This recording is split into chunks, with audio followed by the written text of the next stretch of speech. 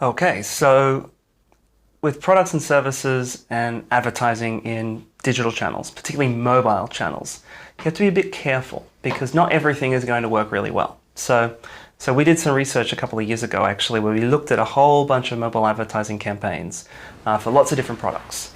And we knew how those campaigns went.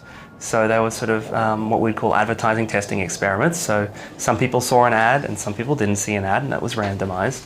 And then we measured things like favorability towards the brand, so how much I like the brand, then also importantly purchase intent, how much I'm likely to want to buy that product if I was on the market for whatever it might be.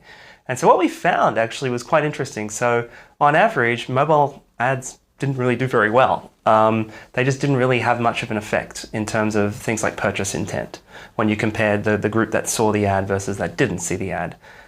But for some types of products, they were really effective. And what we found was they were really effective for products that we would consider or we would call high consideration goods. So oftentimes that means higher price.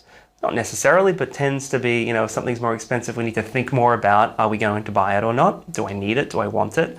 So high consideration goods, and also ones that we describe as more utilitarian in nature. So they're functional, as opposed to something that's more hedonic, which is more emotional, the sort of thing that you might buy on an impulse.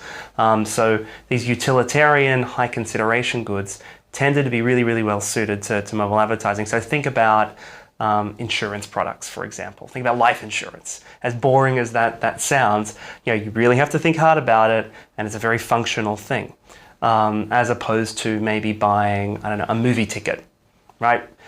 Low cost, so low consideration. It's about enjoyment. It's a hedonic good, and so they didn't work so well.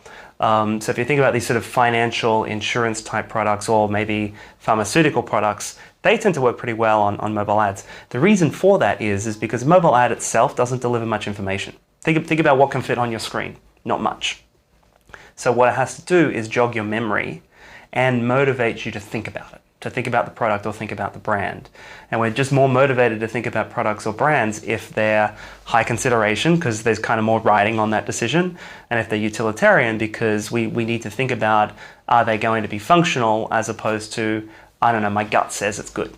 And so it turns out that's kind of what we found in that research. With social media advertising more broadly, what works and what doesn't work is another thing that we've been researching here at Side Business School.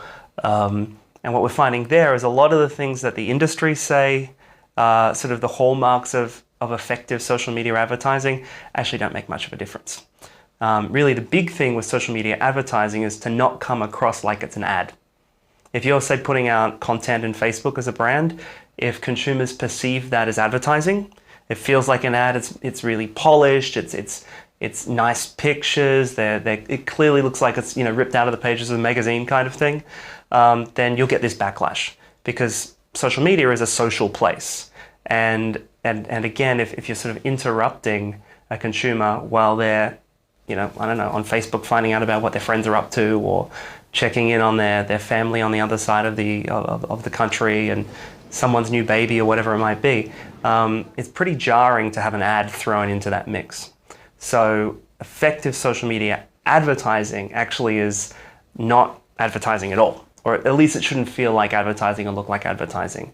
It needs to be a bit more social, a bit more conversational, maybe more interactive, but have a bit more of a personality to it, as if it's a person as opposed to a brand selling your product.